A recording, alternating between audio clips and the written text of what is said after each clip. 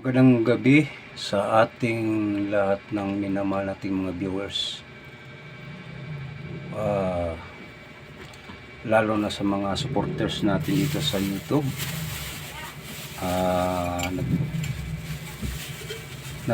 Nagbigay pugay tayo sa mga viewers, sa ating mga minamahal na viewers, no? Sana hindi kayo bibitiw sa ating mga platform na tayo po upang magpatuloy sa ating mga ginagawa, no, mga kababayan. And ngayon, sa lahat ng mga hindi pa nakapag-subscribe dito sa ating channel sa YouTube, mag-subscribe na kayo parang upang ma-notify tayo, o hindi tayo lang, lahat ng ma-notify. Pinutin yung button para updated din tayo, no? So di pa natin masimulan, ako po ay ano sa mga lahat nating mga minahal nating mga viewers o followers, shout out, no, sa mga maisog, shout out sa maisog, sa mga kasama kong DDS vloggers, shout out, magandang gabi sa lahat. Kay Daddy Franks, no, ipatuloy mo lang ang nasimulan hanggang dulo. Ako po ay tagahanga sa inyo na nakikita ko sa video mo, o napanood ko talaga na marami kang natulungan mga homeless, no? Tsaka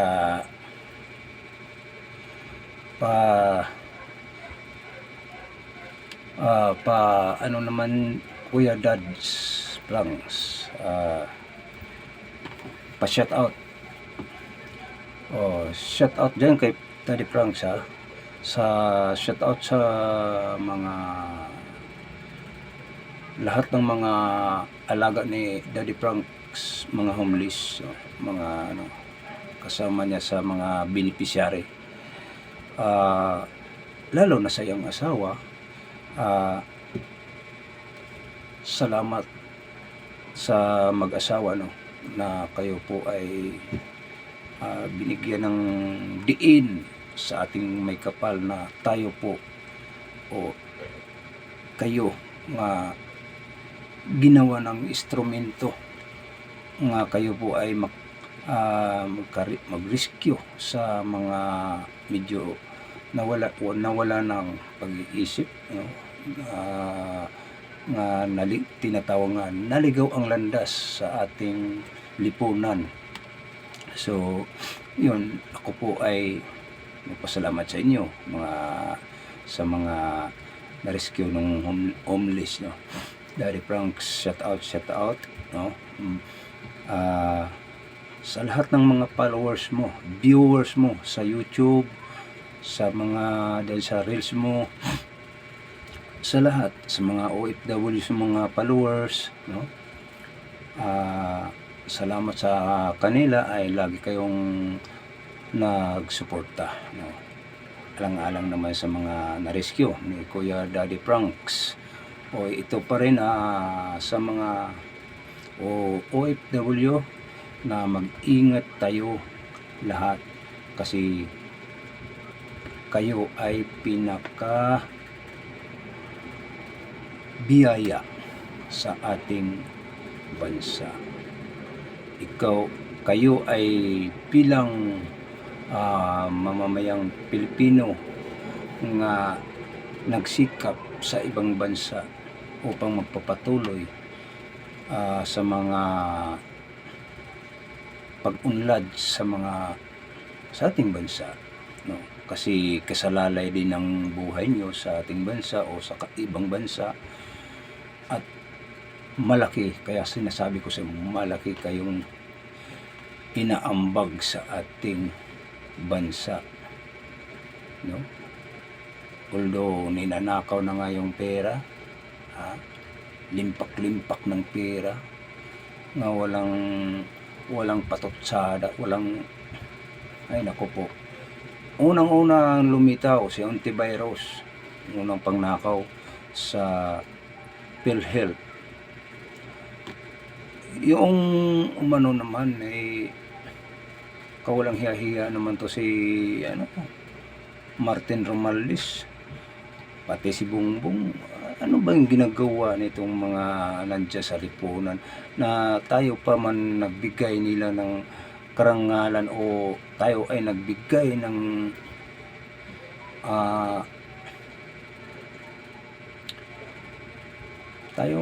ng magiging presidente sila, at saka hindi kayo nagbigay ng tiwala tayong lahat ng mamayang Pilipino. Tapos binaboy nila yung natin, konstitusyon o pera natin, pinagnanakaw, pinagkukulong ng mga walang kakwintang-kwintang pagpakulong nila. Ikaw, BBM, masahol ka pa sa ama mo. Bakit? Masahol ka pa sa ama mo. Eh, ang ama mo, noong buhay pa yun. Although, pa ako maliit pa ako. No? Pero, yun ang namatyan nagising akong kahiyagan ng presidente na yun eh. Pero, di ko pa makapagsalitang maayos dahil nag-aaral pa ako ng grade 1. Wala pa tayong insaktong kaisipan noon. Ngayon, pero sa mga balita-balita nung pa hanggang ngayon, hindi nawala ang mga pambababoy nyo sa bansa natin, pangnakaw sa pera natin, mga buhis. Pakunwari lang kayo nga may quadcom o tawag nito, yung plug control. Kunwari lang pala yun, control plug control, kunwari lang pala yun. Ayun pala, may balak ng ubusin na ang pera. Ha? O ngayon, nasaan na kayo? Hindi ba kayo nahihiya sa taong bayan? Kayo ang pinag-usapan sa lahat ng mamayang Pilipino. Hindi ba kayo nahihiya? Martin Romualdez, Saldico, Bongbong Marcos, iba pang mga engineer dyan, iba pang mga congressman. Ha? Alam ko naman na may sangkot kayo sa PDAP scam, o pera nga, di ba? Nakaw naman yung pera. Hindi kayo ganon. Kayo ay tinuro dyan, nilagay kayo sa mga mamayang Pilipino upang magsilbi kayo. Ha? Hindi kayo upang nakawin yung pera dyan sa panggoberno natin. Mga tulisan kayong walang kakwinta-kwinta, kayong nakaw yan sa gobyerno. Ha? Ngayon napahiya na kayo. Nasaan na kayo? Sige nga. Napahiya na kayo. Hindi, alam nyo mga kababayan, itong bansa natin lubog na lubog sa utang ng panahon pa ni Marcos Sr. Pero kahit lubog sa utang, may nakikita mga project kagaya Duterte. Kaya humahanga si Duterte sa ama mo. Ngayon, mas masahol ka pa sa asong ulol. Ha? Mas masahol ka pa sa baboy nga kahit nagtuklo ng dumi, naghanap pa ng dumi. Kawalang hiya-hiya naman tong mga nandiyan sa gobyerno natin, mga kababayan. Ha? Kaya na natin to, hindi palagpasin natin yan. Ha? Tayo ang nagbigay nilang pasweldo sa kanila taong bayan na pasweldo sa kanila. Kumbaga sa caretaker lang kayo. Ha? Caretaker lang kayo. Hindi porket na manupulahin ninyong pera ng taong bayan na kayo lang ang ano, mga kababayan,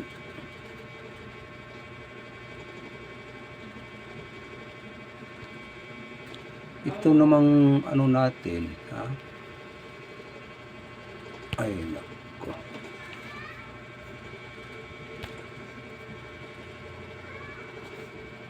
Mga kababayan,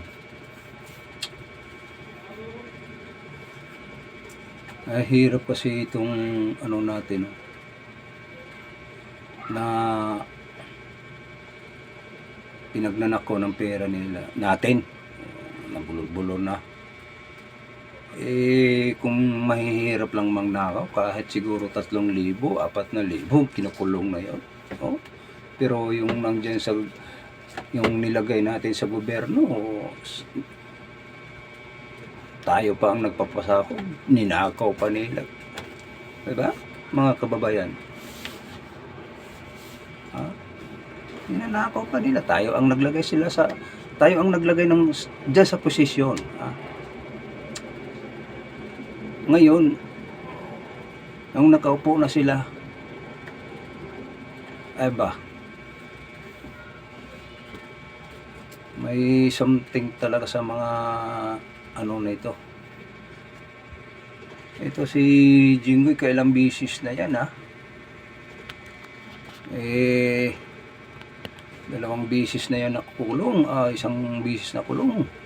Ngayon, ewan ko lang kung ano mga ano dito sa ating pang gobyerno, para sigurong walang makulong. Parang tayo po ay nagiging sunod-sunuran lang sa kanila, no? Mga kababayan, papaano ito? Ako ang magtanong sa inyo, paano ito? Nga tayo po ay nanawagan nga tayo magpuntahan na sa Liwasang Bonifacio para upang makilahok sa rally peaceful, oh. Walang kaya tinatawag ng peaceful, rally peaceful. Nanawagan tayo nga ang pera ibalik. Si Martin Romualdez, ilang pera ng bilyon-bilyon ng pera sa mga ibang senador nga kasamang pangnakaw, bilyon-bilyon. Si ano pa, si nandoon na sa Amerika rin, ha? Bilyon-bilyon. Marcos, ganun din, ha? Pakunwari hindi niya alam. Tatuntunin mo yung Marcos ka. Kunwari ka. Di ka malagay kung di ka maging presidente kung di ka namin nilagay dyan, ha? Yun, tandaan mo, Presidente Marcos, ha? Hindi ka makarating ng posisyon mo kung hindi ka binoto ng mga taong Pilipino. Natandaan mo ba yon? Tapos binaboy mo, ginago mo yung bayan natin, bansa natin, walang silbi ka. Ngayon, ang mga tao nandito sa ating bansa naghahanap ng pera, kung nasaan ang pera pinagnanakaw nyo, tapos yung sa ano,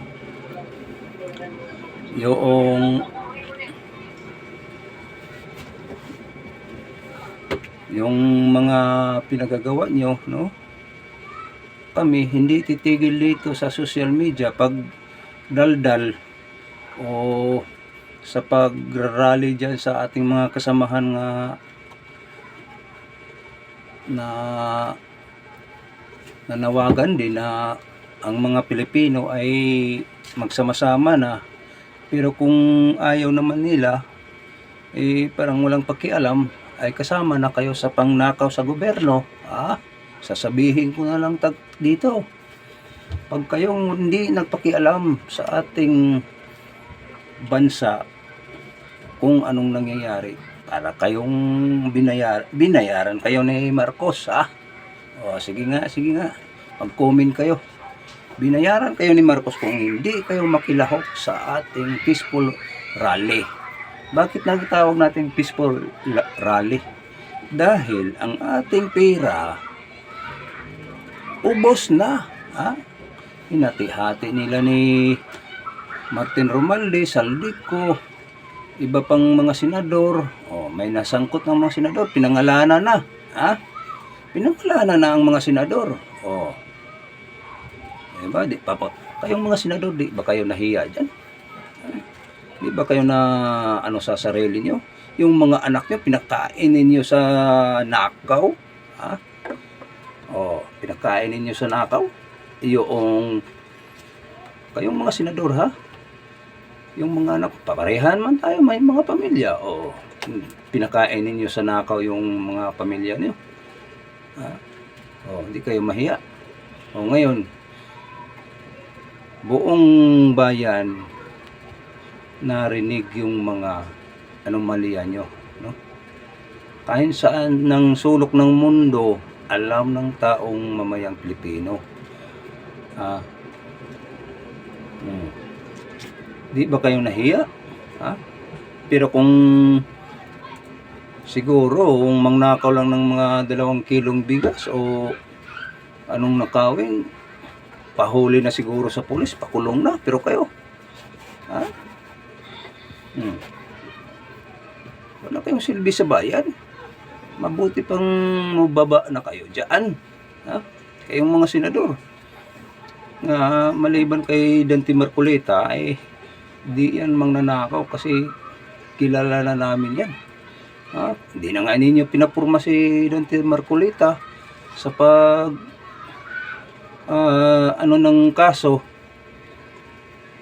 kasi ayaw ninyo nang malaman, no? Ayaw ninyong malalaman. Naku po kayo. Jesus. So, mga kababayan,